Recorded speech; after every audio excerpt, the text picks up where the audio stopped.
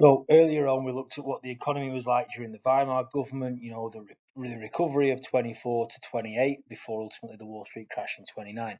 Now let's take a look then. And well, obviously off the back of that, the Nazis got into power by promising to fix the economy and reverse the Treaty of Versailles. So let's take a look then at how effectively the Nazis managed to fix the economy as promised and what they did to fix the economy. So they planned to reduce unemployment, and they did, from 6 million in 1933 when Hitler became Chancellor to 300,000 in 1939. Let's take a look at how they did that, both legitimate and sort of illegitimate ways in which they did it.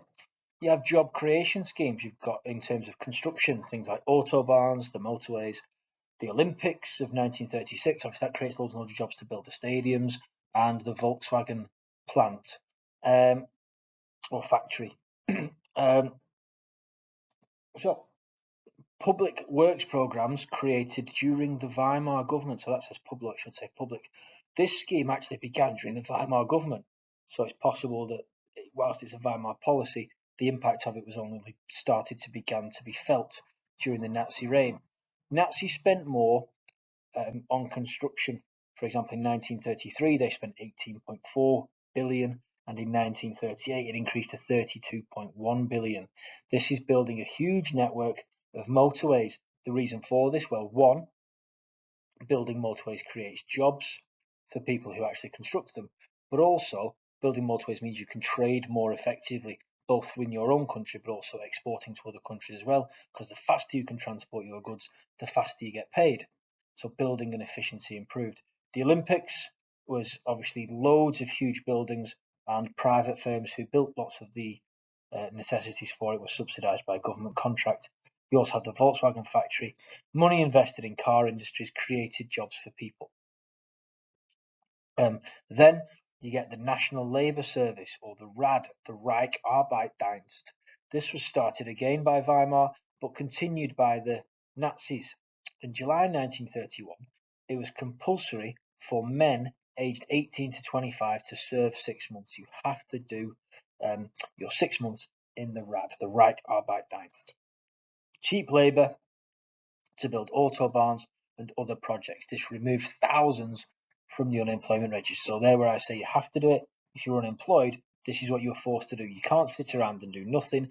You have to join the Reich Arbeitsdienst for your 6 months. So it's compulsory. It was unpopular though. It's low wages, uncomfortable tents, long hours, very, very boring jobs. Digging drainage ditches for farms, building the motorways for very low wages. But what's the alternative? The alternative is you would be unemployed. The thing is, some people preferred to be unemployed because what they could then do would be to pick up casual labour, cash in hand work, so they could sit around all day, do nothing, and then pick up the odd little bit of work enough to get by. Now, under the RAD scheme, the Nazis would give you work, they would find you work to do, and you had to do it. Another way in which the Nazis reduced unemployment was through rearmament. Obviously, the Treaty of Versailles limited the German army to 100,000. Hitler's just going to ignore that, basically. From 1936 onwards, more jobs were created through more money being spent on manufacturing weapons. Billions were spent on tanks, ships, and aircraft, and Germany then has the largest standing army in Europe. That means like the largest army ready to go, ready for action, ready to fight at any one moment. The largest in Europe. Heavy industry benefited from this because raw materials were needed, iron and steel and all these things needed to produce the weaponry for the army. In 1935, the government also introduced conscription for men aged 18 to 25, once again reducing unemployment, because if you were unemployed, where'd you now go? Well, you have to join the army. 1919, the army had been limited to 100,000, but by 1940, they have 1.4 million members. The military increased and unemployment decreased. So they are what we would call sort of legitimate ways in which the Nazis managed to reduce unemployment in Germany. There's also another way in which they did it, which was having this system here of invisible unemployment, which is interesting. It just meant people were illegitimate. Unemployment figures ignored certain groups. If you were a Jew, you weren't classified as human, so didn't feature on the unemployment statistics. Women were no longer included on the unemployment statistics because they weren't sort of forced into work. Their role has changed and they are told they should be at home having children, so they don't count towards unemployment. Unmarried men didn't count because they're in the RAD. Anybody in a concentration camp, political opponents, didn't count towards unemployment statistics.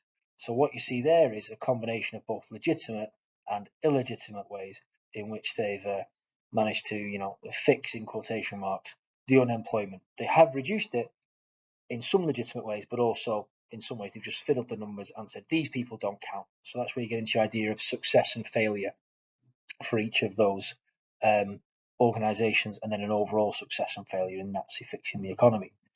So, what were the Nazi policies towards living standards, acting on election promises? They promised to make Germany better, make Germany stronger.